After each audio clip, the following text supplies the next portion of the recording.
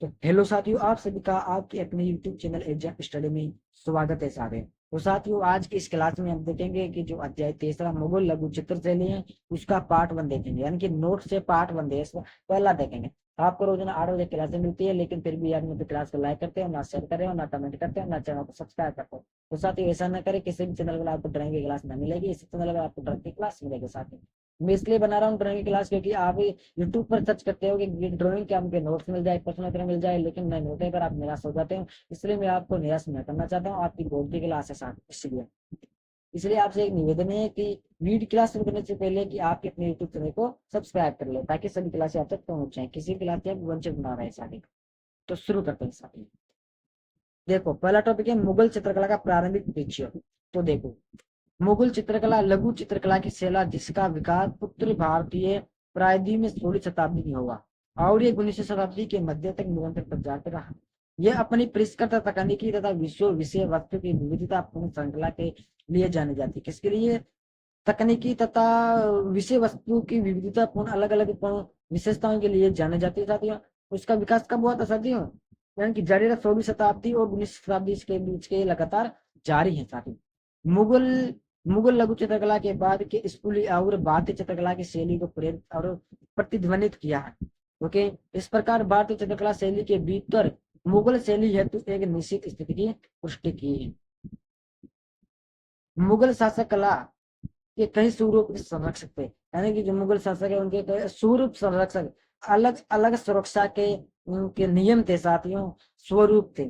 प्रत्येक मुगल शासक ने अपने रुचि और प्राथमिकताओं के आधार पर विभिन्न कलाओं के स्तर में बढ़ोतरी हेतु अपना योगदान दिया। जैसे हाथ के लिखावट हो गए, चित्रकला हो गई, स्थापत्य कला, पुस्तक साजी हो गए, पुस्तक चित्रकला के कार्य आदि। वे कलाकारों के कला शाखाओं में गहरी रुचि रखते थे और उन्हें आधारभूत नई शैलियों का पोषण किया, जिसने भारत के मौजूदा कला परिदृश्य को ऊंचा एवं तीव्र किया। इसलिए मुगल चित्रकला की समझ के लिए मुगल वंश के राजनीतिक इतिहास एवं वंशावली को ध्यान में रखा जाता है साथियों। क्लियर हुआ? ये तो परिचय है पाठ का, और आगे बहुत कुछ है साथियों। अगला टॉपिक है मुगल चित्रकला का प्रभाव। इसमें पहला है हमारा कि पारस एवं यूरोप का प्रभाव। लघु चित्रकला क्या है? पारस एवं यूरोप का प्रभाव। तो देखो साथी, लघु चित्रकला की मुगल शैली पारसी व बाद की यूरोपीय विषयों व शैलियों के साथ साथ स्वदेशी यानी कि विदेशियों से, स्वदेशी यानी भारत से बाहर विषयों एवं शैलियों के एकीकरण हेतु उत्तरदायी थी। इस काल की कला विदेशी प्रभाव एवं स्वदेशी के रुचि के संरक्षण के प्रतिबिंबित करती है। मुगल चित्रकला का चरम स्तर इस्लामिक, हिंदू व यूरोपियन दृश्य सौंदर्य एवं सांस्कृतिक प्रसिद्ध मिश्रण है। ओके, इस विभिन्न लौकिकीय समावेशित प्रकृति को देखते हुए कहा जा सकता है इस काल में निर्मित कलाकारों की समष्टि तत्कालीन परंपरागत एवं स्वदेशी भारतीय एवं ईरानी चित्रों से अधिक थी। ओके, इस शैली को महत्वता संरक्षकों को उद्देश्य एवं प्रयासों तथा इसके कलाकारों की अदम्य क्षमता कौशल में निहित है। उन्होंने एक साथ सभी रुचियों, दर्शन एवं विश्वासों के समूह की परिकल्पना अपनी असाधारण दृश्य भाषाओं के मध्य से किया एवं व्यक्त किया है साधना। क्लियर हुआ? दूसरा है हमारा कि ईरान का प्रभाव। ईरान का प्रभाव किस प्रकार से रहा है? तो मुगल दरबारों में कला बहुत औपचारिक हो गई थी। जो मुगल दरबार थे इसमें कला बहुत औपचारिक यानी कि महत्वपूर्ण हो गई थी साथ में, क्योंकि अब यहाँ कलाशालाएं थी और बहुत सारे कलाकारों को ईरान से लाया गया था, जो कि भारतीय एवं ईरानी शैली के सामंजस्यपूर्ण मिश्रण परिणाम था। यह कार्य विशेषतः प्रारंभिक वर्षों में हुआ, यानी कि पहले वर्षों में शुरुआत की गई। मुगल कला में यह प्रसिद्ध केवल इसके विशिष्ट लक्षण के कारण हुई, जिसने भारतीय एवं ईरानी कलाकारों को एकजुट किया। क्लियर है साथियों? कला के कार्य में संलग्न किया उन्होंने जिन्होंने मुगल शैली के कलात्मक प्रतिमानों के निर्माण एवं आगामी कलाकारों के आदर्शों को उठाने में योगदान किया था। मुगल चित्रशाला में सुल्लेख चित्रकार सुलमच्ची और जिल्दसाज शामिल थे। कहते हैं मुगल चित्रकला में सुल्लेख थे, चित्रकार और मुलमच्ची और जिल्दात शामिल थे। चित्रों में महत्वपूर्ण घटनाओं, शासकों के व्यक्तिगत एवं रुचियों का लेखा जोखा आलेख किया जाता था। जो घटनाएं लिखते थे उसमें महत्वपूर्ण घटना के बारे में, व्यक्तिगत जीवन के बारे में, रुचियों के बारे में लेखा जोखा किया करते थे साथ। यह केवल शाही लोगों द्वारा लिखने के उद्देश्य से बनते थे। शाही लोगों को संवेदना एवं बुद्धिमान लोगों की उत्सुकता के अनुकूल इन चित्रों का निर्माण किया जाता था।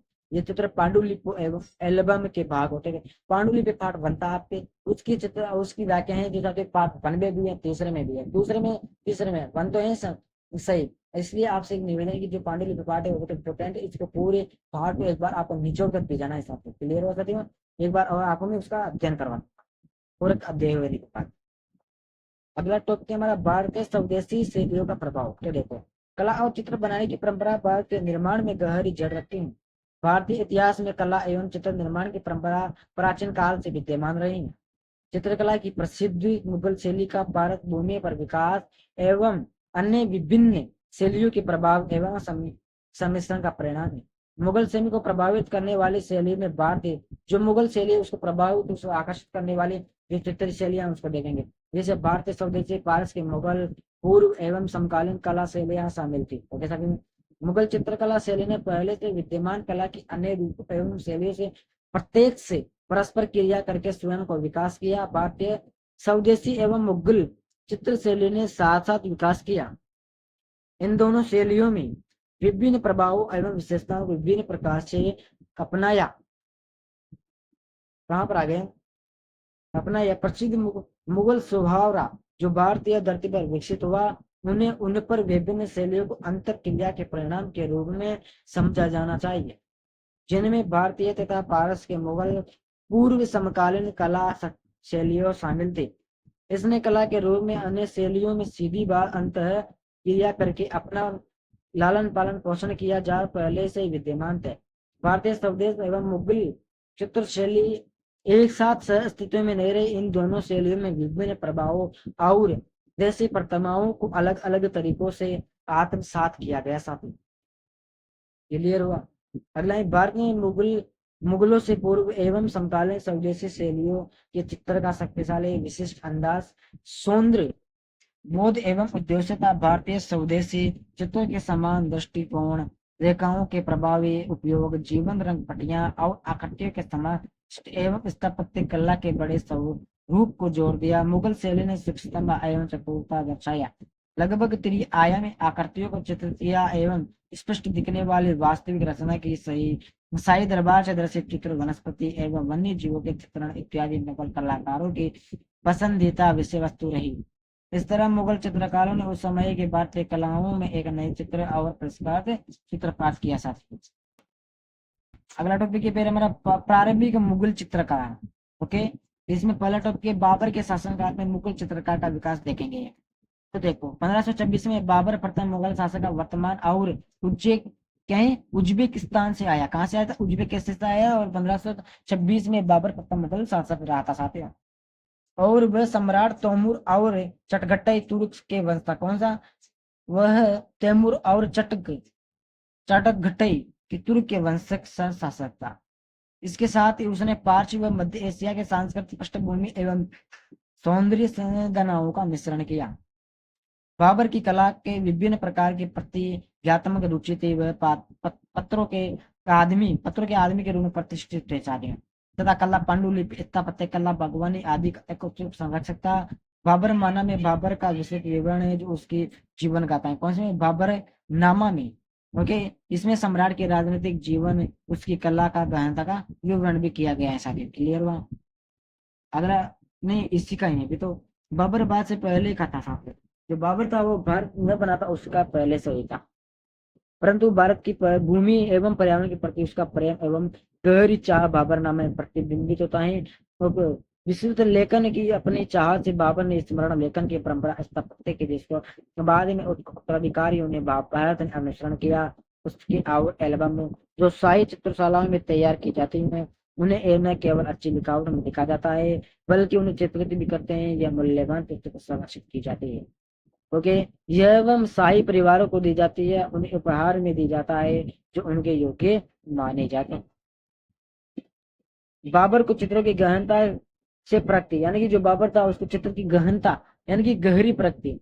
ओके, इसे इसके संस्मरणों में भी लिखा गया है। कलाकारों के मध्य जिन्हें बाबर के समय लिखा गया है वह विजत है। कौन है? विहजत है। बेइज्जत का कार्य सुंदर था, परंतु वह चेहरे के चित्र सही नहीं बनाता था। सुंदर बनाता था, लेकिन जो चेहरा होता था उसका चित्र बहुत अच्छे तरीके से ढंग से नहीं बनाता था, बिगाड़ देता था। वह आदतन रूप से ठोड़ी को दोगुनी लंबाई तक किया करता था। जो ठोड़ी होती थी उसको 2 गुनी लंबाई किया करता था, शुरू से, बचपन से, नहीं कि बनाता था तब से। एवं दाढ़ी वाले चेहरे को बहुत खूबी के साथ बनाता था, बहुत अच्छी तरीके से बनाता था। बेइज्जत पांच शैली हेरात वर्तमान अफगानिस्तान का प्रमुख कलाकार था। जो जो पहले का शासक था उसने वर्तमान में बताया गया है कि अफगानिस्तान उसका प्रमुख कलाकार था। साथ में वह अपने श्रेष्ठ रचना एवं अद्भुत रंगों के कारण माना जाता था। शाह मुजफ्फर का भी एक चित्रकार के रूप में उल्लेख पाया था, जिसके बारे में बाबर ये विचार करता था कि वह कैसे के सज्जा प्रस्तुति में श्रेष्ठ था। यद्यपि आज भी बाबर ने भारत भूमि कम समय बिताया एवं अपने आगमन के तुरंत बाद मृत्यु आगोश में चला गया। यद्यपि तथा उसी के उत्तराधिकारियों ने इस देश को अपना स्वयं का प्रदेश बनाया एवं भारतीय वंशावली का हिस्सा बने गए। साथियों, ओके साथियों, अगला पॉइंट है फिर हमारा कि हुमायूं के शासनकाल में मुगल चित्रकला का विकास। तो हुमायूं के बारे में देखें। 1530 में बाबर के बाद उसका पुत्र हुमायूं गद्दी पर बैठा। हुमायूं किसका बेटा था? बाबर का था। उसका बेटा गद्दी पर 1530। वह राजनीतिक विद्रोह का दुर्भाग्य से शिकार बन गया। उसके जीवन में कहीं अनपेक्षित बदलाव हुए। शेर शाह नामक अफगान द्वारा गद्दी से हटा देने के बाद हुमायूं ने सेपाविद पारसी शासक शाह तमाम के बाद दरबार में शरण ली। यद्यपि आज अपने राजनीतिक जीवन में प्रसिद्ध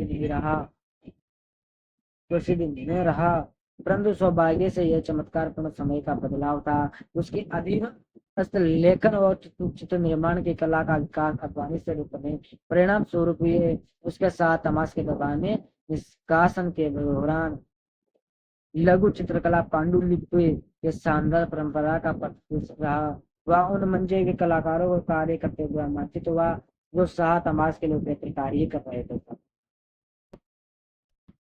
अगला टॉपिक है फिर हमारा अकबर के शासनकाल में मुगल चित्रकला का विकास। देखो, हुमायूं द्वारा प्रारंभ की गई चित्रकला की परंपरा एवं आकर्षक से प्रसिद्ध अकबर द्वारा आगे ले जाए गए। अकबर का दरबारी इतिहासकार अब्दुल फजल अकबर के गहरे पर कला प्रेम के बारे में लिखता है। उसने लिखा है कि शाही कलाकार के 100 से अधिक कलाकार नियुक्त थे। उस समय स्वदेशी भारतीय कलाकार एवं कुशल पारसी कलाकार शामिल थे।